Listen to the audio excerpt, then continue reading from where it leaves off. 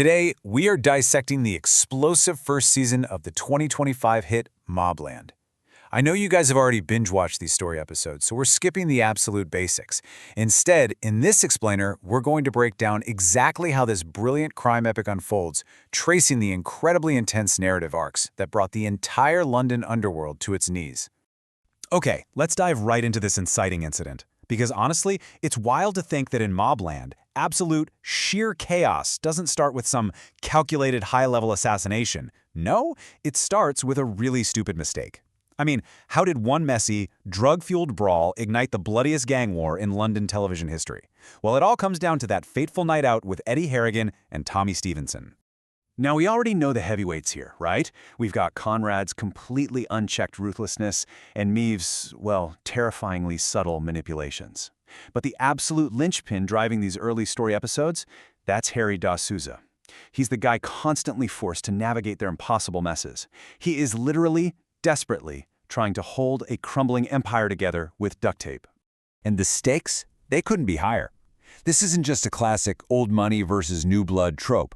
It is a massive powder keg sitting right on top of the incredibly lucrative fentanyl trade. The brewing tension between Conrad and the gritty South London upstart Ritchie Stevenson, that's the main engine driving the first half of the season. They're just sitting there waiting for a spark. Act 1. The Spark of War. Which brings us exactly to that cinematic first act. That nightclub incident I just mentioned, yeah, it rapidly spirals into a complete, utter nightmare for Harry. Just look at how fast this cover-up falls apart. Step 1 is bad enough, with Eddie inexplicably stabbing Huey Campbell. But by step 3, while Harry is frantically running around erasing CCTV footage and silencing witnesses, Tommy Stevenson completely vanishes. Harry buys himself, what, a 24-hour window? But as viewers, we could literally feel that clock ticking right through the screen. And then comes the massive turning point, where peace just flies totally out the window. We all remember the absolute horror of discovering Tommy's mutilated body hidden in that trunk at Valjean's club. To appease a completely raging Ritchie Stevenson, Harry is forced to violently frame Valjean. It sets this horrific, point-of-no-return tone for the rest of the season. Act 2. Blood and Betrayal. Let's move right into the second act and see how everything builds into an uncontrollable tit-for-tat escalation. Because despite Valjean taking the fall, come on, nobody is really fooled. And this brilliantly illustrates how fast the writers let things disintegrate from episode to episode. Just tracing this timeline is wild. We go from a deeply tense, heavily armed standoff at Tommy's funeral to Maeve shattering an uneasy truce with a devastating car bomb just a week later. The retaliation for this? Absolutely swift and entirely devastating. The consequences pile up so incredibly fast. Ritchie plays this sickening psychological game, ultimately demanding Harry execute Valjean. And then, oh man, the Antwerp ambush. Brendan's televised execution completely shifts the entire paradigm of the show mid-season. It leaves a desperate Harry massively indebted to cartel operative Cat McAllister, literally just to save Serafina. Act 3. The Bloody Climax. Building that tension as we enter the final stretch. The police are closing in, sure, but the real existential threat? It's entirely internal. I want you to actually think about this for a second.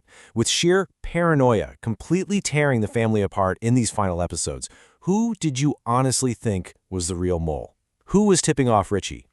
So the crucial point is, the call was coming from inside the house. Maeve Harrigan. Her. She actually had a long-standing tie with the Stevenson crime boss and literally offered up her own stepdaughter just to protect her biological son. She was pulling the strings the entire time, betraying her own family just to keep her twisted grip on power. And once that string gets pulled, a massive domino effect triggers, paying off an entire season of incredibly tight setup. The undercover cops, the traitors, the whole shebang comes crashing down. Based on intel gathered from bugged phones, the police finally swoop in, totally dismantling the Harrigan leadership in one fell swoop by locking up both Conrad and Maeve. With the parents locked away, Harry and Kevin finally take control, and it is a masterclass in tactical revenge. They feed bad intel, launch brutal ambushes, and permanently settle the score by executing Ritchie right in his own pub. It's the lawless, explosive finale these story episodes have been promising us all along. So they won the war, right? But the season doesn't end on some triumphant victory lap. No way. Instead, we get that jaw-dropping cliffhanger. Jan, just completely overwhelmed by the absolute monster her husband has become, unexpectedly stabs Harry in the dead of night, and then fade to black. Pure cinematic gold. Behind-the-scenes success. It's an absolutely breathless narrative, for sure. But let's step outside the fictional story for just a second to look at the massive, real-world impact this crime saga had right upon its release.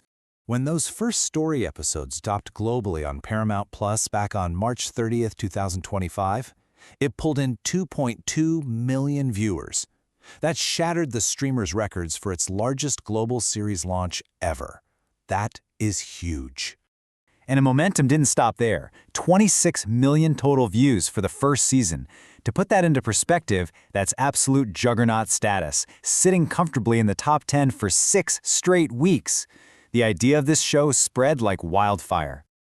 Now, what's really interesting about this is how the behind-the-scenes drama almost perfectly mirrored the on-screen tension. The series was swiftly renewed for Season 2, but there were intense rumors about Tom Hardy actually leaving due to friction with the showrunner. Well, actually, recent reports confirm he is in discussions for Season 3. So Harry's story, assuming he survives that massive stab wound, will definitely continue. Which leaves us with the ultimate question. With the board entirely wiped clean, the leadership locked up, and Harry literally bleeding out on the floor, who will truly rule MobLand in Season 2?